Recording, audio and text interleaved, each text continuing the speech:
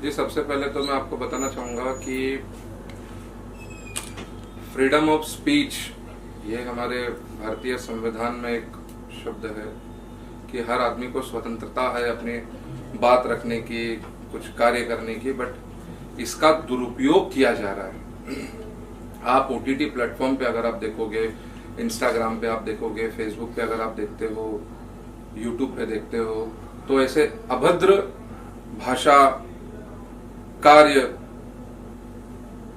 कभी कोई अपने कपड़े उतार रहा है, कभी कोई कैसे नाच रहा है, चंद अपने फायदों के लिए कह सकते हैं, या अपने आप का नाम कमाने के लिए लोग क्या क्या नहीं कर रहे हैं। तो ये बहुत गलत चीज है। ये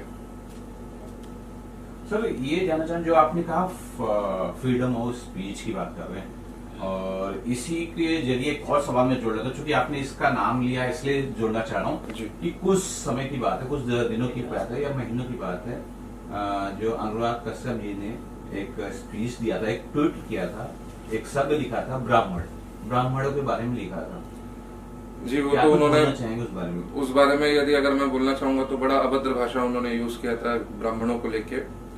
बड़ी निंदा करता हूं मैं उस चीज को। मैंने उसके खिलाफ में मैंने कंप्लेंट भी किया था ओशोरा पुलिस स्टेशन में, और वरिष्ठ अधिकारियों को इसके बारे में मैंने बताया भी था कि ब्राह्मण इस शब्द को लेके उन्होंने जो अभद्र भाषा का यूज किया, मैं नहीं करना चाहूंगा अभी कैमरा के सामने वो चीज को, बट बड़ा उन्होंने बेइज्जती की इस चीज को लेके।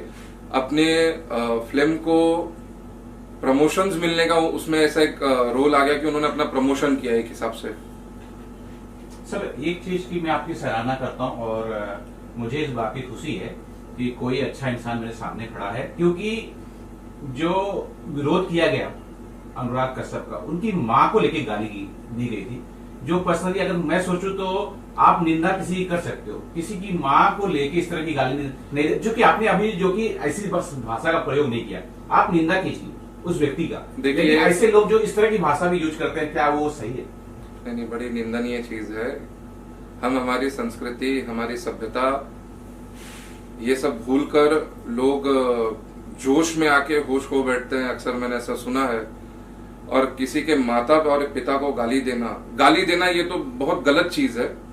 यदि अगर आपको ऐसा लगता है कि सामने वाले व्यक्ति ने या कोई महिला ने या कोई पुरुष ने या किसी संस्था ने अगर कुछ गलत बोला है समाज को लेके या किसी व्यक्ति को लेके, तो आप सामाजिक तौर पे आप उसकी कंप्लेंट कर सकते हैं डिपार्टमेंट को। उसके लिए कंसर्न डिपार्टमेंट बने, आप उनके खिलाफ कंप्लेंट करें, कोर्ट में जाए, बट किसी को अभद्र भाषा यूज करना वो सही नहीं है। सर अब मैं अपने मूल क्वेश्चन पे आता हूँ कि जो हाउस अरेस्ट चल रहा है और उसके क्लिप जो है यूट्यूब पे, फेसबुक पे, यानी सोशल मीडिया के जरिए उसका एक प्रमोशन हो रहा है। छोटे छोटे क्लिप्स हैं जिसमें लड़कियों के जो ऊपर के कपड़े हैं वो उतारने हैं, या फिर हम ये कहें कि उनको सेक्स पोजीशन की बातें हो रही है।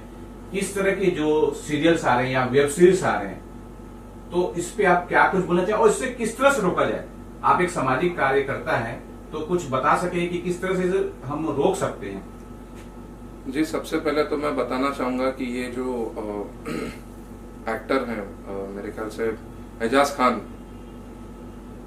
इन्होंने ये जो हाउस अरेस्ट करके ये जो शो जो चालू किया है ओटीटी प्लेटफॉर्म पे, ये बड़ा ही एकदम शर्मनाक शब्दों का उन्होंने उपयोग किया है इसमें। एक पिता होने के नाते मेरे बच्चे, अगर मैं बताऊं, मेरे बच्चे कभी यूट्यूब पे पढ़ाई के लिए कुछ अगर सर्च करते हैं, आज मुझे खुद को देख के इतना शर्म महसूस हो रहा है कि एक व्यक्ति किसी महिला को यह बोलता है कि आप अपने कपड़े उतारिए। और ऐसे बहुत से शब्द हैं जिनको मेरा कहना सही नहीं माना जाएगा, क्योंकि जब एक व्यक्ति गलत करता है तो उसके साथ में दूसरे व्यक्ति ने वो शब्दों को दोहराना नहीं चाहिए। और बड़ी निंदनीय चीज है। महिलाओं को लेके भी इसमें महिलाओं का अपमान हुआ है, हमारे संस्कृति का अपमान हुआ है।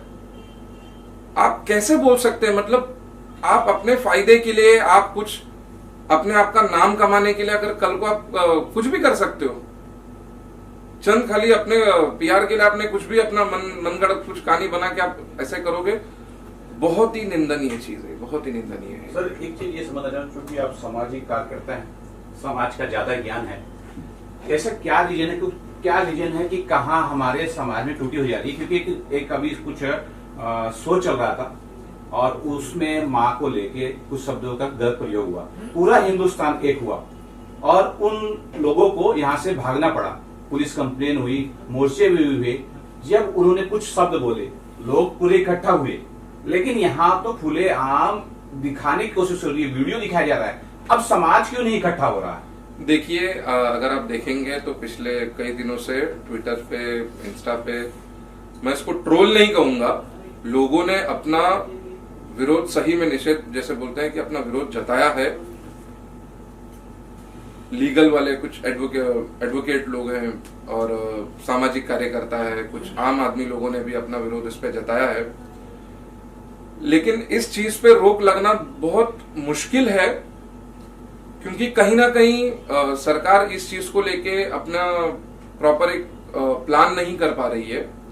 अभी ओटीटी प्लेटफॉर्म के बारे में अगर मैं आपको बोलूंगा तो जैसे उल्लू करके अभी ये जो ऐप है, इस ऐप जब आप इसको गूगल प्ले पे जब आप इसको डाउनलोड करते हो, फिर आप आगे के अपनी कुछ डिटेल्स वगैरह करके इस पे सब्सक्रिप्शन आपको पूछा जाता है, उनके कुछ दाम होते हैं, फिर उसके बाद में आपका एज पूछते हैं, लेकिन एज पूछने का आप उसके आगे जैसे आपने ओके दबाया बस फिर आपको मिल गया, तो वो कोई भी कम उम्र का भी बच्चा इसको देख सकता है। इसमें ना आपको आपका आधार नंबर ना पूछा गया है, इसमें कोई डिटेल नहीं, कोई गवर्नमेंट आईडी नहीं पूछी गई है, सीधा सीधा आपने सब्सक्रिप्शन लिया, बस आप उसको प्लेटफॉर्म पे आप देख सकते हो। बड़ी शर्मनाक बात है ये। दो सवाल तो भी मैं जानना चाहता हूँ कि हर एक जो इंडस्ट्री है, चाहे हमारे फिल्म की इंडस्ट्री है, मनोरंजन की इंडस्ट्री है, उसमें एक्टरों की एसोसिएशन होती है, प्रोड्यूसर को एसोसिएशन होती है। क्या ऐसी जगह सामाजिक कार्यकर्ता या फिर वकील या फिर किसी जरिए दबाव बनाकर ऐसे लोगों को बैन किया जा सकता है? क्योंकि जैसे जिन एक्टर का आपने नाम लिया, उनका जो बैकग्राउंड है, जो पिछला रिपोर्ट है, वो गुनहगारों से भरा हुआ है, उनके ऊपर काफी धाराएं लगी हैं और वो जो है हवालात में भी गए हैं। ऐसे लोगों क्या इस तरह भी बैन किया जा सकता है? जी, उनको बैन किया जा सकता है, अगर सरकार चाहे तो क्या नहीं हो सकता है। मिनिस्ट्री ऑफ ब्रॉडकास्ट के द्वारा भी इनको बैन किया जा सकता है, और सूत्रों से मुझे जो खबर मिली है कि नेशनल वुमेन काउंसिल ने NWC ने इनको समन्स भी भेजा हुआ है। सरकार कहीं ना कहीं मुझे ऐसा लगता है कहीं पीछे पड़ जाती कि जब जैसे ही कोई व्यक्ति कोई वीडियो अपलोड कर देता है यूट्यूब पे, देखिए यूट्यूब को भी इस पे एक चीज अमल करनी चाहिए, देखनी चाहिए कि जैसे वीडियो अपलोड हुआ, अगर वो अपने एंड से अगर वेरीफाई कर ले कि कंटेंट प्रॉपर है या नहीं है, तो उसको डिलीट भी किया जा सकता है। इंस्टा पे आप देखोगे तो उस पे ऑप्शंस है कि अगर आपको लगता है तो आप रिपोर्ट करें। एक से ज्यादा अगर कोई रिपोर्ट कर देता है तो वो वीडियो को बैन कर देते हैं। फिर सर फाइनली अगर बता सके कि जो हमारे पेरेंट्स हैं अपने बच्चों को ऐसे वल्गर और ऐसे जो अश्लील चीजों से कैसे बचे? जी, आपके माध्यम से मैं ये बोलना चाहूंगा,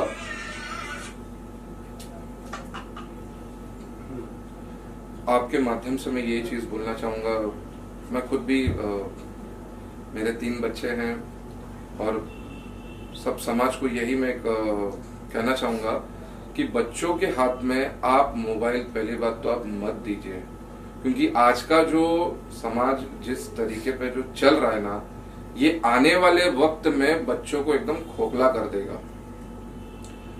हम पढ़ाई के लिए उनको देते हैं, चलो बच्चा रो रहा है तो हमने मोबाइल थमा दिया कि थोड़ा आप गाना सुन लो बेटा, थोड़े कुछ कार्टून देख लो। बट जैसे वो जो कार्टून देखते हैं ना, तो बीच में कुछ एक अलग रसायन आ जाता है, एक ऐसा रसायन आ जाता है कि बच्चों को वो माइंड डाइवर्ट करता है। और वो रसायन मैं इसलिए बोल रहा हूं क्योंकि मैं अपने संस्कृति पे बहुत बिलीव करता हूं। मैं ऐसे शब्दों का उपयोग नहीं करना चाहता हूं कि कल को यही वीडियो कोई देख के बोले कि नहीं वो अंकल ने ऐसा उसमें बोला, इसके लिए हम भी वैसे ही करेंगे। आज कोई भी एक्टर है, एक्ट्रेस है, कुछ ऐसा आप जो आप लोग काम करते हो उसी को देख के आपके फैंस फॉलो भी करते हैं और वही बच्चे भी देख के फॉलो करते हैं। तो मैं सभी माता पिताओं को मैं रिक्वेस्ट करना चाहूंगा कि अपने बच्चों को अगर आप मोबाइल दे भी रहे हैं तो कृपया उस पे आपका नजर रखिए कि मेरा बच्चा क्या देख रहा है, क्या कर रहा है। ऐसे बहुत से एप्लीकेशंस है जिसको थर्ड पार्टी आप डाउनलोड करके कि मेरा बच्चा मूवी में क्या, मोबाइल में क्या देख रहा है, कौन सी मूवी देख रहा है, कि वो किससे चैट कर रहा है, कि वो इंस्टा पे क्या अपलोड कर रहा है। ये माता पिताओं ने भी थोड़ा रोक लगाना चाहिए बच्चों पे। अगर आप देखोगे इंस्टाग्राम पे छोटे छोटे बच्चे कपड़े पहनकर कैसे नाचते हैं, तो बड़े जैसा बड़े करते हैं वैसा छोटे भी करते हैं, उसको फॉलो करते हैं।